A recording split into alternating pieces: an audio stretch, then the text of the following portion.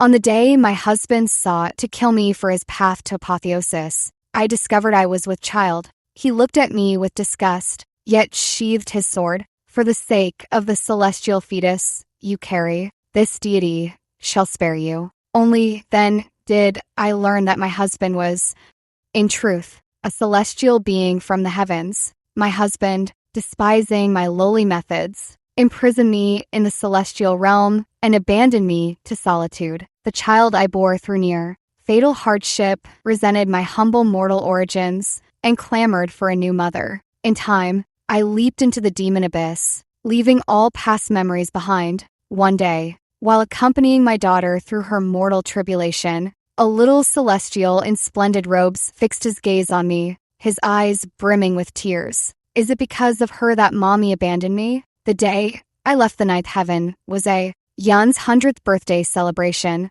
To celestials, such an age is still that of an immature child, equivalent to a 10-year-old mortal. The entire celestial realm was rejoicing. Even in the most remote corner where I dwelled, the music could be heard. A celestial maiden, haughty and disdainful, tossed a plain dress before me. The Lord has exceptionally granted you permission to catch a glimpse of the young lord at the banquet.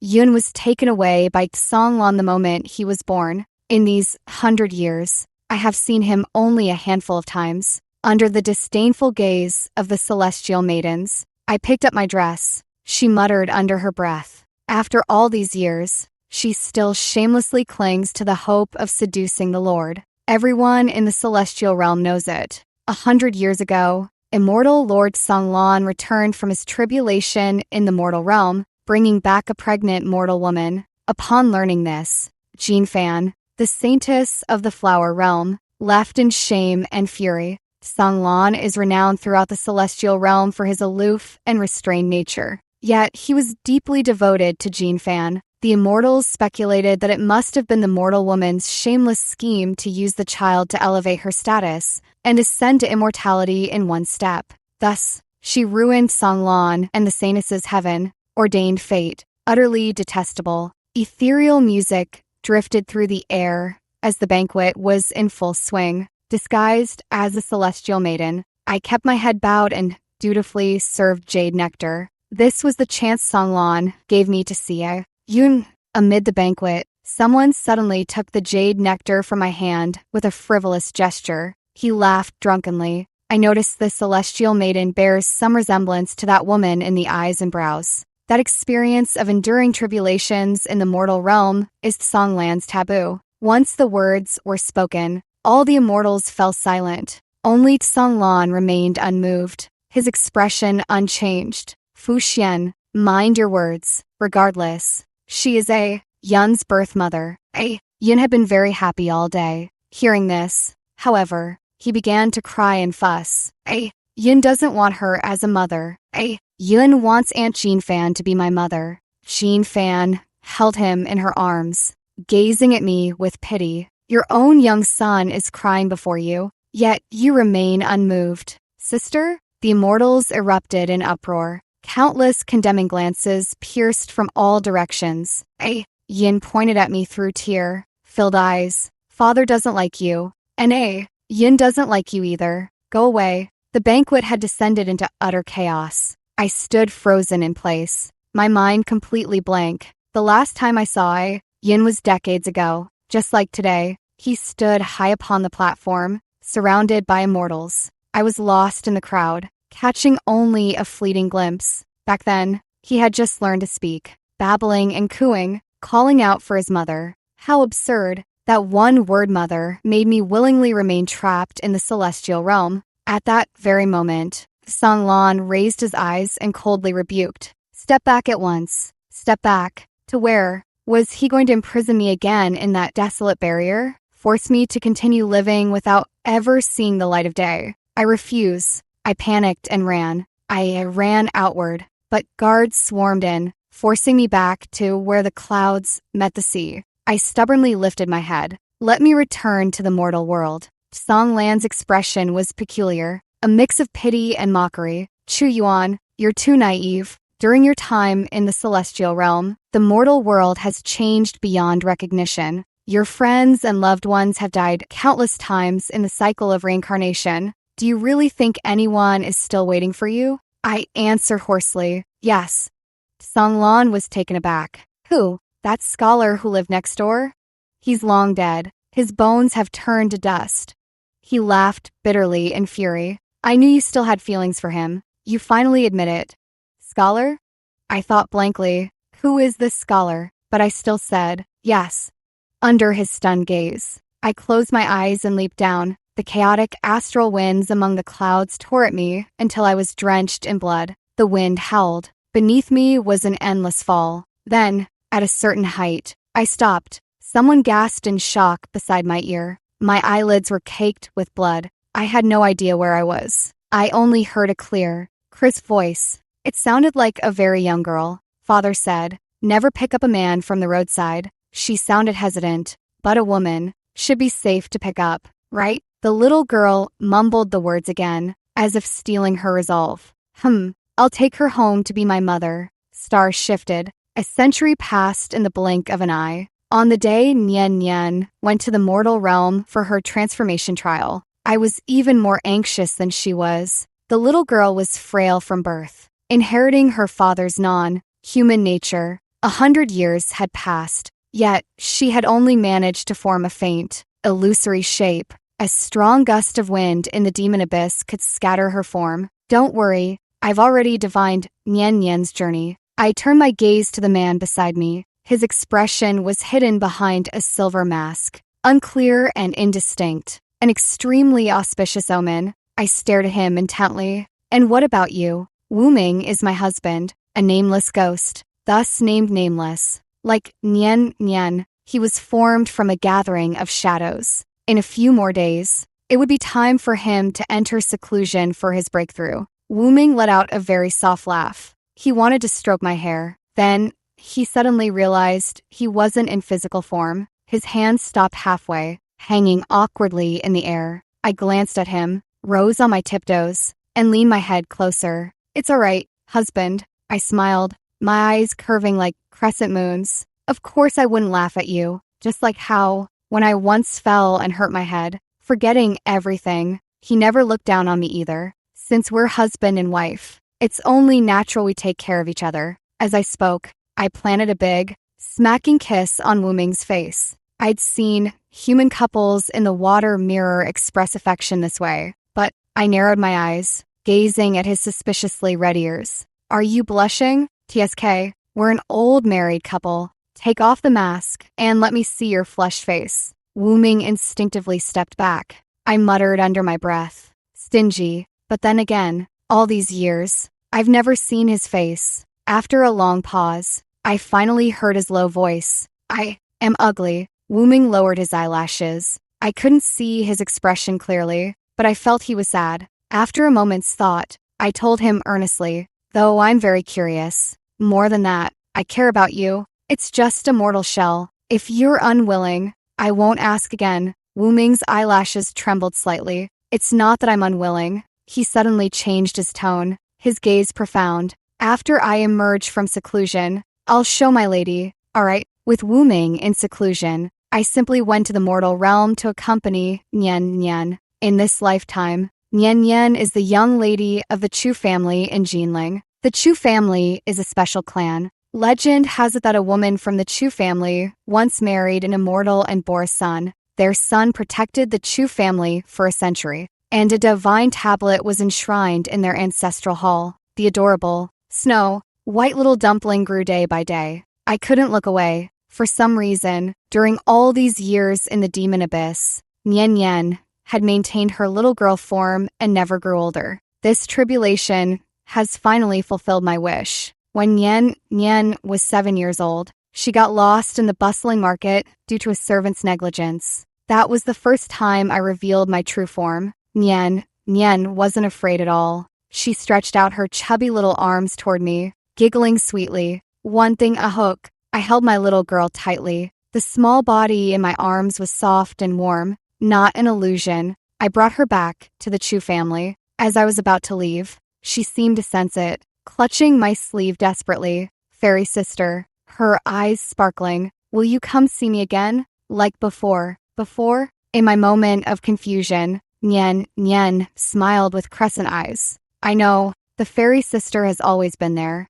As she spoke, she earnestly counted on her fingers the sweet cakes that appear by the bedside when I was sad, the sudden cool breeze on sleepless summer nights. And also, she tugged at the red string around her neck, showing me the talisman of peace. I once stole the one her nanny made for her. I mimicked the style and made an identical one to return. I never thought she'd still find out. Was it made too ugly? Seeing my frustration, Nian wrapped her arms around my neck. The talisman of peace carries your scent, so fragrant. Strangely, at that moment, I suddenly felt a headache. An unfamiliar scene flashed in my mind. I was kneeling on the ground, blankly holding a soiled talisman of peace. A feathered fairy looked at me with utter disdain. Such a crude thing. Even a glance would dirty the young lord's eyes. The young lord asked me to tell you, a mortal's talisman cannot protect an immortal. He does not accept trash, nor does he need a lowly mortal birth mother. What is she saying? Why can't I understand a single word? Suddenly, I began trembling uncontrollably. Nian was startled. She pressed close to me, trying her best to hug me. Are you cold? Nian is very warm. Hug me, and you won't feel cold anymore. After Nian discovered me, I no longer hid, and would appear to meet her when no one was around. Upon learning my name, she was a little surprised. Chu Yuan? She gazed at the handwriting on the rice paper, nibbling on her brush tip. She carefully wrote her own name stroke by stroke. Chu Nian. The two names stood side by side, and Nian's eyes lit up. Fairy sister, are we from the same family? This new discovery made her shake her head with joy. I didn't correct her, only smiled. I can no longer recall the origin of this Chu character. Ever since I hit my head a century ago, all past memories have been utterly erased. Wu Ming said it was better to forget, so I ceased my search. On the day of Nian's 15th coming of age ceremony, following Chu family tradition, incense was burned to worship the immortal and seek protection. The ancestral hall was windless. When the incense in Nian's hand extinguished for the third time, the crowd's expression shifted. A white-haired elder trembled as he pointed at her. This girl is forsaken by the immortal. An ill omen, as if to affirm his words. A sudden gale roared outside the hall. A flock of crows flapped wildly, battering against the window lattices. Several broke through the window screens, circling inside the ancestral hall. Immortal, spare us your wrath. Nian was shoved to her knees by several men to atone. She cried out in furious defiance. What demon dares to masquerade with such trickery? Show yourself. The clan elder paled, raising his cane to strike her.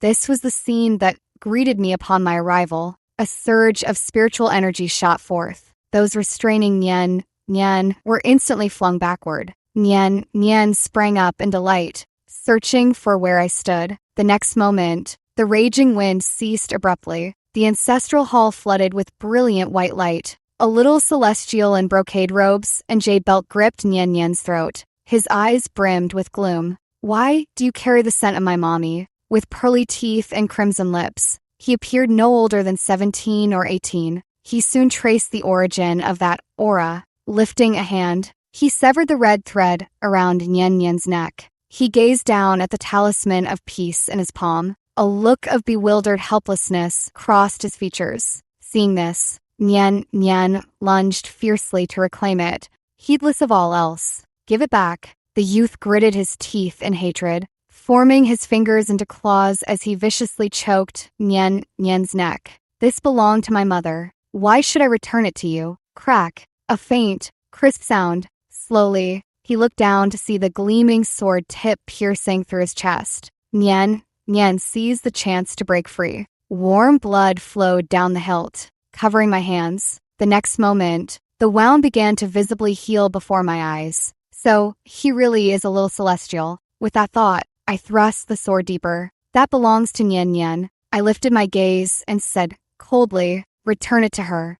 A breeze stirred the white veil beneath my hat. The youth stared into my eyes, disbelief written across his face. He neither returned it nor stepped back. Instead, He pressed forward against the blade, taking a step closer. A long moment passed. Seeing I showed no reaction, tears welled up in his eyes. Biting his lip, he looked on the verge of crying. "I won't," he said bitterly. "Mommy, why are you helping her? Why did you abandon me? Do you know, since you left, they've all mocked me for having no mother. It's all your fault. You must come back with me. Where did this wild child come from?" I frowned and sheathed my sword. "You frightened Nyen Nyen. Besides, I don't know what you're talking about. I'm not your mother." As I spoke, I swiftly snatched back the talisman of peace. Nyen Nyen's face turned pale with fear. Yet she still stepped in front of me, eyeing the youth warily. The youth clutched the bleeding wound on his chest, laughing bitterly in fury.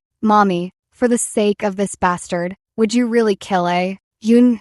I looked him up and down. I truly couldn't recall ever having such a son. "You've mistaken me for someone else." I let out a soft laugh. "If you really were my son, it seems you'd be the bastard here." I scooped Nyen into my arms. I pondered what auspicious sign I could conjure when stepping out of the barrier to awe those old folks in the ancestral hall. But then I heard the young man's unwilling voice behind me. "You must come back with me, Mommy." The commotion at the coming of age ceremony was finally quelled by the 100 birds paying homage to the phoenix that I summoned. After the banquet, there was one more major event. Nyen Nyen and the young master of the Shun family, Shun Ing, had been childhood sweethearts for many years, harboring mutual affection. A few days ago, the Shun family came to our mansion to propose marriage. The two families exchanged betrothal cards and selected an auspicious date. According to the customs of our dynasty, the bride and groom cannot meet for 1 month before the wedding.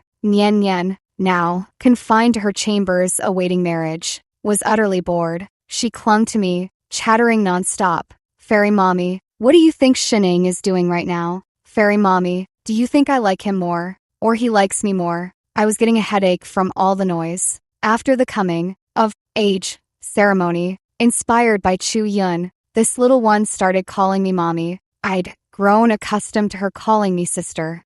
Yet suddenly it felt utterly wrong. Each time I tried to correct her, Nyen Nyen would gaze at me with those pitiful eyes. "Immortal sister, you know, I've never had a mother since I was little." Well, she wasn't wrong about that. Her birth mother had abandoned her shortly after she was born. Raised by her grandmother since infancy, mother was indeed an unfamiliar term to her. My thoughts began to drift. I found myself thinking of that Shun family boy again. Shuning was another child I'd watched grow up, refined and gentle, without the typical arrogance of a young master from a noble family. He seemed quite dependable. Just as this thought crossed my mind, an artificially poor cuckoo call sounded outside the window. Nyen Nyen's eyes lit up as she crept toward the back wall like a curious kitten.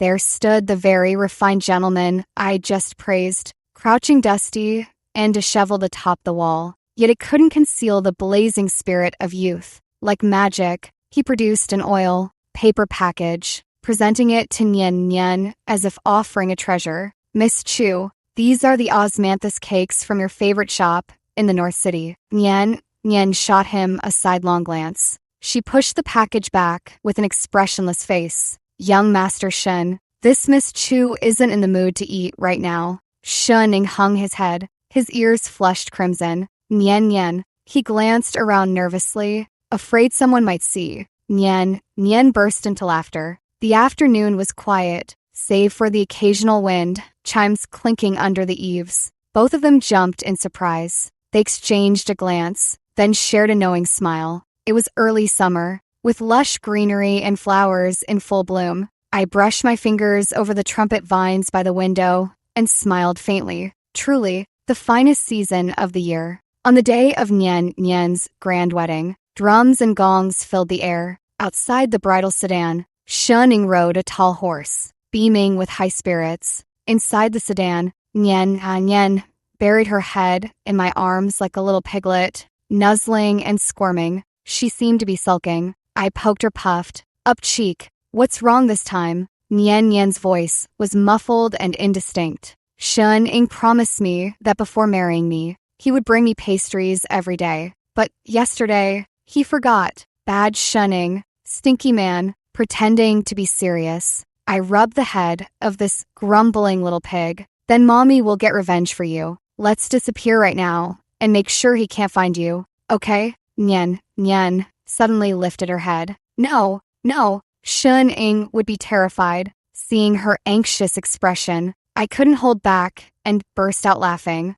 All right, mommy will listen to you. Our Nyen Nyen's happiness is what matters most. By the time the wedding festivities concluded, it was already late at night. I watched Shun Ing stagger drunkenly into the wedding chamber. Perched on the tree, I pondered where to stay for the night. Just as I was about to leave, a sudden palpitation struck me. Instinctively, I glanced toward the warmly lit wedding room. My hearing is exceptionally sharp. I could even hear Nyen Nyen's murmurs while sitting alone on the bridal bed before Shun Ing returned. But since Shun Ing entered, not even a whisper could be heard. Without hesitation, I slashed the door open with my sword. The protective barrier shattered instantly. Inside, Shun Ing was gripping Nyen Nyen's neck tightly. What's going on?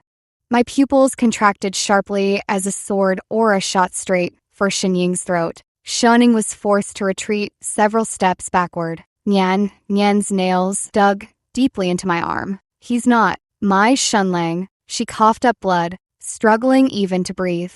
He killed Shun Lang. I stared in shock at Shun Ing, clad in brilliant red wedding robes across from me, as if confirming Nyen Nyen's words. He curled his lips, and in the next moment, his face began to shift. In the end, the face that settled was not unfamiliar to me. The sinister youth licked his lips. His gaze swept over the disheveled Nyen Nyen in my arms, revealing two small fangs as he smiled. Long time no see. Nyen Nyen's eyes bled with hatred. Mommy, she cried out, nearly hoarse with desperation. Kill him, Mommy, he repeated playfully. You keep calling her that, but do you even know who she is? Without waiting for Nyen Nyen's reply, he laughed. A century ago, the woman who married the immortal lord was named Chu Yuan. As for me, I am Chu Yun, the eldest son of Chu Yuan. As the last word fell, something stirred from the depths of long, sealed memories.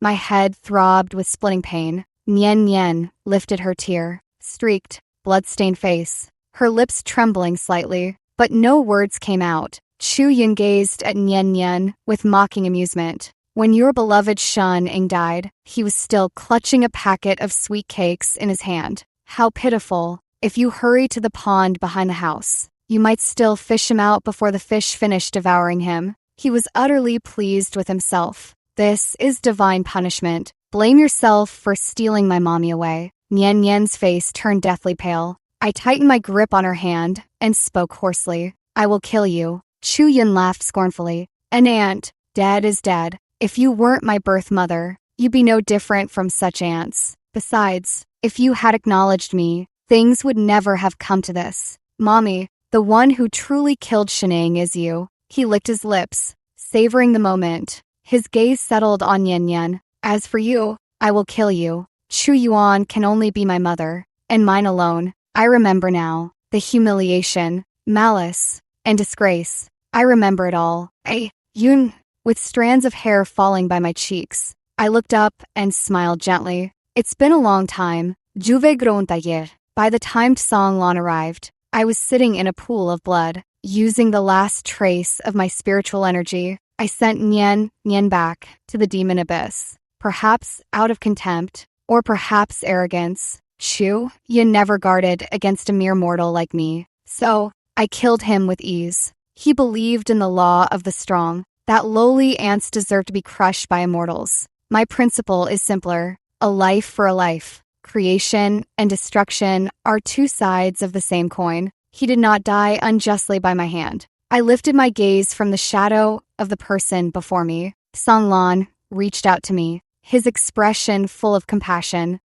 Yuan, come home with your husband. Home? I scoffed. I killed your wretched son. Aren't you afraid I'll kill you too? Song Lan's expression remained unmoved. If not for that wretched child, you would not have stormed off in anger. How amusing. Was it only Chu Yun who wronged me? Yet, here this man stands, righteous and sanctimonious. washing his hands of all blame. Seeing my unchanged expression, Songlan paused. The only one I care about is you. As for heirs, Ayuan, we can have more. I clapped my hands, bursting into uncontrollable laughter. Fine, fine. The immortal lord is truly innocent and righteous. Songlan looked at my expression, steeped in utmost sarcasm. He averted his gaze for a moment. Ayuan, he grabbed my hand, finally revealing a trace of anguish. I regret it. Get out. I had just broken free from his grasp. The next moment, a surge of spiritual energy struck the back of my neck. Before my consciousness sank into darkness, I heard his whisper, like a sigh. All that happened before was my mistake. Ayuan, let us start over. Returning once more to Yaohua Palace. It had completely changed. The once desolate palace had become a tower of white jade. Mist swirled around it, with celestial music drifting through the air. Yet it was nothing but a gilded cage. Songlan asked me expectantly, Ayuan, do you like it here? I averted my gaze. I told you, I have long since remarried another. Does the immortal lord have a habit of forcibly taking another's wife? Songlan's face turned cold. Remarried? When did I ever permit you to remarry? I granted you immortality, bestowed upon you this jade tower. Any ordinary woman would have been moved to tears of gratitude. Ayuan, you should be content. Seeing me unmoved, Songlan tried another approach to win me back. He attempted to make me recall those mortal days. In late spring, gathering locust blossoms together with him. A lotus lantern on a midsummer night. Autumn days spent picking fruit to brew wine. Not returning home until drunk. On the winter solstice, listening to snow tapping bamboo. Gathering around the hearth for night talks. Everything he mentioned, I actually remember that night. But strangely, my heart no longer felt any turbulence. I tried to recall the specific scenes from his description, yet no matter how hard I tried, Songlan's face remained blurred. I looked at the person before me. At that moment, a trace of doubt arose in my heart. Back in the mortal realm, my husband treated me so well. How could he be Songlan? Suddenly, I felt lost. But if it wasn't Songlan, then who was it? My confusion was answered the day Jean Fan stepped into Yaohua Palace. A century apart, yet her arrogant demeanor hadn't changed a bit. She looked me up and down, cutting ties completely. You really have the heart for it. I interrupted her. What are you here for?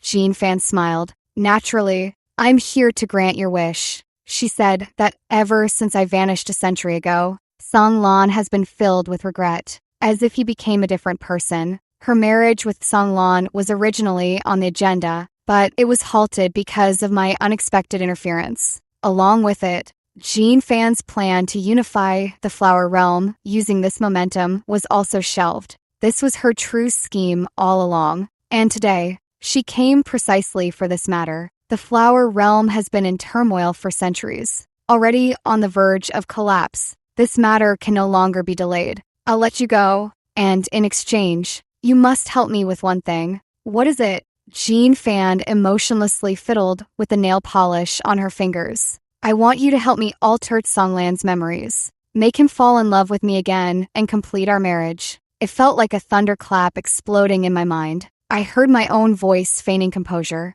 Can memories even be falsified? Jean Fan nodded casually. Naturally, all I need is a single drop of your heart's blood to replace every memory of you in his mind with me. Long after Jean Fan had left, I finally snapped out of my daze and reached for the teacup, hoping to soothe my parched throat, only to find my hands trembling uncontrollably. If memories can be altered, then memories can deceive. Is everything I remember truly real? I recalled Jean Fan's parting words once more. Fearing I might still cling to hope for Songlan, she revealed one more truth. Songlan cultivates the path of apathy. To achieve apotheosis, he must kill his wife. Yet, he refused to kill Jean Fan. So, he descended to the mortal realm with his memories intact. And it was merely the prey he happened to target. A substitute sacrifice for Jean Fan. Had I not been carrying Chu Yun at the time, he truly would have killed me. But why did I love such a man so devotedly? Could it be that someone had tampered with my memories as well? What if the one I truly fell for isn't Songlan? My head throbbed violently as I forced myself to stay calm. The demon abyss houses many cultivators versed in esoteric arts. They might have a solution. The immediate priority was to leave the ninth heaven. I agreed to Jean Fan's deal. The night she took my heart's blood, she left me a pass token. Rarely, she offered me a smile that seemed almost genuine. Mortal, may you find boundless freedom. I whispered back. May the holy maiden achieve her heart's desire. Yao Hua Palace faded far behind me. The winds of ninth heaven brushed past me, howling into the distance. Old lovers, old regrets, all cast aside, never look back again. A teleportation array glowed faintly beneath my feet. At the moment of departure, my arm was seized violently. The grip was so fierce it nearly crushed my bones. The newcomer's expression was sinister, his brow furrowed with frosty intensity. A Yuan, where do you think you're sneaking off to? He laughed in extreme anger. His other hand lifted my chin. It seems these past few days, I've been far too indulgent with you. I rapidly pondered ways to break free. Just then, a cold voice suddenly rang out from behind. Let her go. I turned my head abruptly. A scholar in blue robes, his face veiled in silver, approached under the moonlight. My eyes widened in shock. Has Wu Ming emerged from seclusion so soon? The next moment, a surge of black demonic energy struck directly at Songlan's face. Forced to retreat, he released me. Who are you? Though the scholar appeared to be smiling, the eyes visible above his mask were chillingly cold. Nameless and clanless, a wandering spirit. I come first to bring my wife home, and second, to settle a score. Songlan scoffed with a laugh. What score? The scholar raised his eyes, enunciating each word deliberately. The hatred for stealing my wife, the enmity for killing my daughter, this vengeance. We cannot coexist under the same sky. Songlan frowned. He seemed to recognize the person before him. You actually survived? He scanned Wu Ming up and down, comprehension dawning on his face. Neither human nor ghost. Utterly wretched, Wu Ming pulled me behind him. When he looked up again, his eyes were filled with killing intent. Fortunately, I still cling to life in this world. I listened to their conversation in confusion, my head splitting with pain. What are they talking about? Deep within my memories, something seemed on the verge of collapsing. Wu Ming in front of me raised his hand slightly. A massive sword wreathed in black energy swiftly materialized before him. Wu Ming, I cried out in alarm. Wu Ming glanced back, offering what seemed like a reassuring smile. Don't be afraid, he said. Once I cut him down, I'll take my wife home. Song Lan's expression remained unmoved. White waves churned beneath his palm. Do you really think you'll leave here alive today? Wu Ming raised his hand. Demonic energy surged, dimming the stars. The rage of a common man spills blood within 5 steps. How does the immortal lord know he isn't within those 5 steps? Within the black fog that blotted out the sky, Song Lan's eyes widened in disbelief. You're mad. So much demonic energy.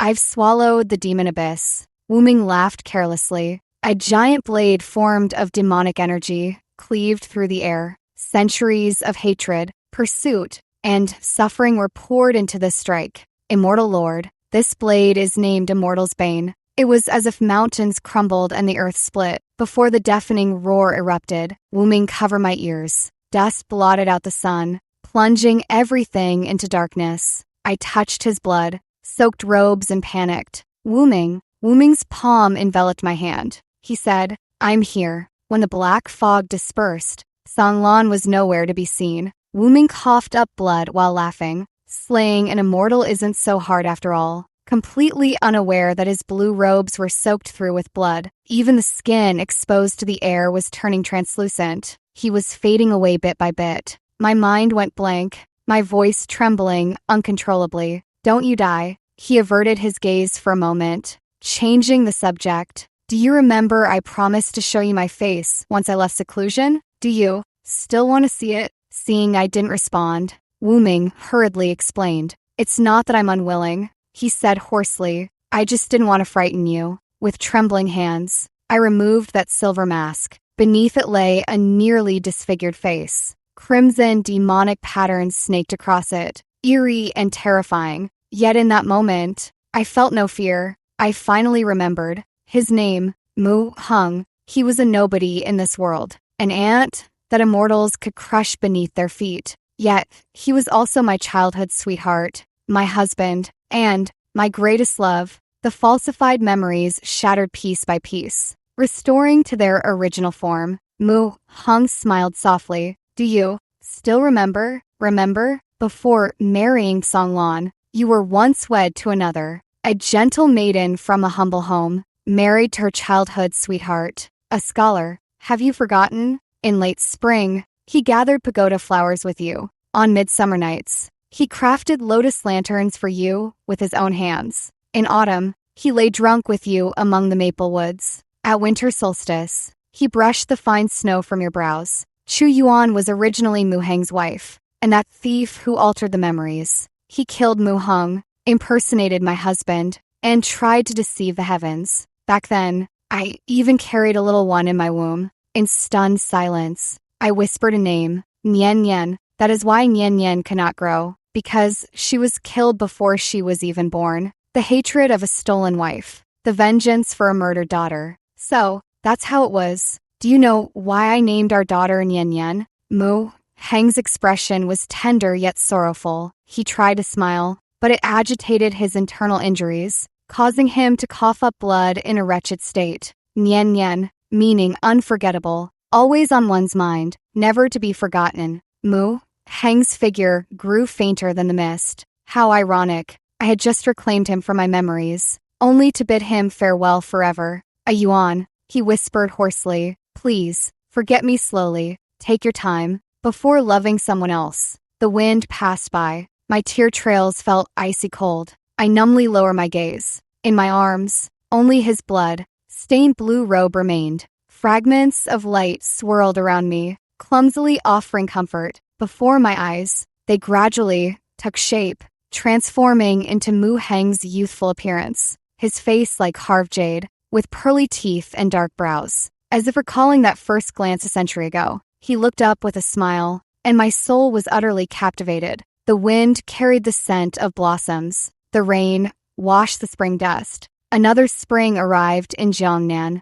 The courtyard gate creaked open. I looked up to see Nian peeking halfway through. Mommy, I'm back. Noting her cheerful demeanor, I teased casually. Did you find Xiaoxin? At the mention, Nian's bright eyes instantly drooped. I did find her, but she looked absolutely furious. Mommy, guess what? Shuning was reborn as a bald monk this lifetime. The moment he saw me, it was see no evil, hear no evil. So, what if I'm being improper with him? Nian gritted her teeth. After some thought, I figured, young and beautiful as I am, must I really cling to this one tree? Shen Ying's soul was crushed by Chu Yun. Over these thousands of years, Nian painstakingly pieced together his soul, which had been shattered to bits. Yet, as soon as he was reborn, he renounced the world and became a monk. Nian grumbled and fumed with frustration. She clamored about finding a new love to forget this wretched donkey. I struggled to hold back my laughter.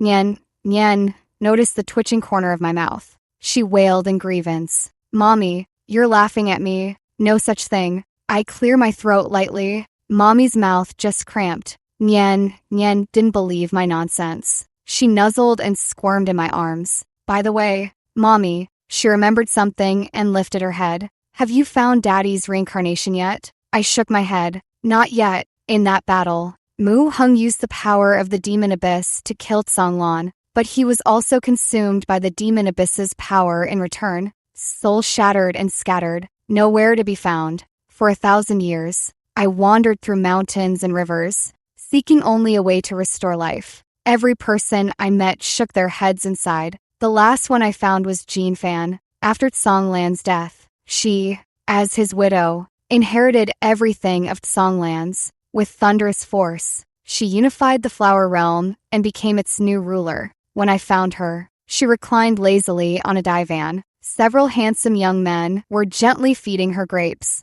She lifted her head lazily, juice from the corner of her lips dripping onto her robe. Long time no see. As she spoke, she directed one of the youths to pour tea for me. You seem quite content. I sighed, but I've suffered terribly. Jean Fan laughed. All desires bring suffering. Freedom comes from having none. Mortal, you still have much to cultivate. Hearing my purpose, she pondered for a moment, then tapped her ornate crystal throne. Very well. She beckoned, and I leaned in close. I'll send you a few handsome young men. With time, you'll naturally forget him.